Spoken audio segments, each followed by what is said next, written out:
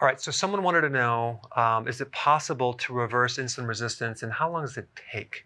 So this video is for that person. First of all, what is insulin resistance? It's a condition whereby the cells are no longer absorbing insulin. So insulin is being rejected, okay? And so in the receptor for insulin, it's just not receiving insulin anymore. The consequence of that is this. Without insulin, the cells can't get fuel, they can't get nutrition, so they're starving, they're hungry, and you're craving carbohydrates. There's a little signal sent back to the pancreas because it's not getting absorbed inside the cell that tells the pancreas, hey, we don't have enough insulin, make more. So then the pancreas makes more and more insulin. So an average person with insulin resistance has 5 to 7 times more than normal. The problem with this is that this high level of insulin creates damage in the body. Also, the fact that it's not getting into the body that well, it can raise your blood sugar. So you got high blood sugars because the purpose of insulin is to lower the blood sugar. So we have this dynamic of the hormone trying to do its work, but it can't. So then it can't control the blood sugar. So it can start going higher and higher and higher. Yet at the same time, the cells are starving, they're hungry. And if you have insulin resistance in the brain, then if they can't get fuel, they die. That's Alzheimer's. Okay, so that's really what it is. So what causes insulin resistance? The overexposure of insulin. Okay, what causes that? The chronic consumption of carbs and eating too frequent, okay? Frequent meals and snacking. How do we fix this problem? Well, you just reverse the process and you do prolonged absence of insulin. So we just avoid the triggering of insulin over a period of time. Because here's the problem. If you don't fix this, you're not going to get weight loss. So all those workouts that you're doing are a waste of time. All the diets you're doing don't really work. And you're going to be hungry all the time, so you're not going to be able to stick to it. Now, based on my opinion, it takes between 3 to 8+ months to reverse insulin resistance.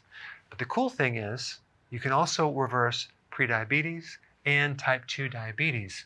Now, my guess is that doing keto is responsible for maybe 20 to 30% of the improvements. Intermittent fasting is responsible for about 60% of the improvements. If we add those together, we get about 80%.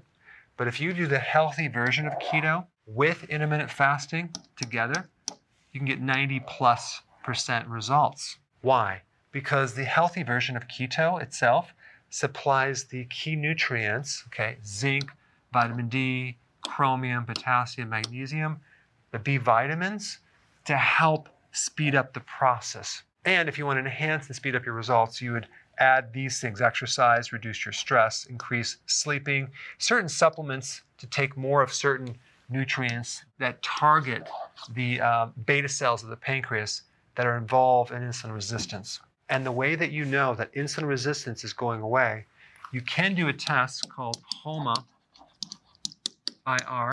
okay?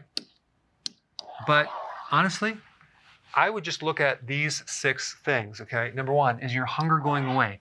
Can you go longer between meals without eating? How about your belly fat? Is it disappearing? That means the inside of the fat around the organs is going away, especially the liver fat as well. Is your blood pressure going down? Now here's the thing, when you have high insulin or high sugars, the arteries get really, really stiff. And when you do healthy keto and intermittent fasting, I would also recommend more vitamin D with this, you can improve blood pressure. But sometimes it takes up to a year to get this under control. Next one, good blood sugars. Now, for most people, you're going to see change immediately. Now, if you've been a diabetic for many, many years, I'm talking type 2, it could take up to a year to really get this blood sugar under control. Number 5, no dawn phenomena. The dawn phenomena is this: when you wake up in the morning, you didn't eat anything, and your blood sugar is high. That just means that you're in the transition phase of adapting to ketosis, and you still have insulin resistance. So if you have this, and then it goes away, which it will over time, that means your insulin resistance is much, much better. And number 6, you have a lot more energy. That's a real good indicator that it's working. And I'm going to add number 7, which is you're satisfied when you eat. So maybe before, when you had insulin resistance, you eat and you just don't feel fulfilled, now you do. Of course, you're going to have to eat the right foods, but the feeling of being satisfied after you eat tells me that the nutrition is going into the cell. It's working. That means that you no longer have that resistance, because with insulin resistance, that blocks the nutrients going in the cell. It's hard to feel satisfied with food. Anyway, thanks for watching, and I will see you in the next video. Hey, if you're liking this content, please subscribe now, and I will actually keep you updated on future videos.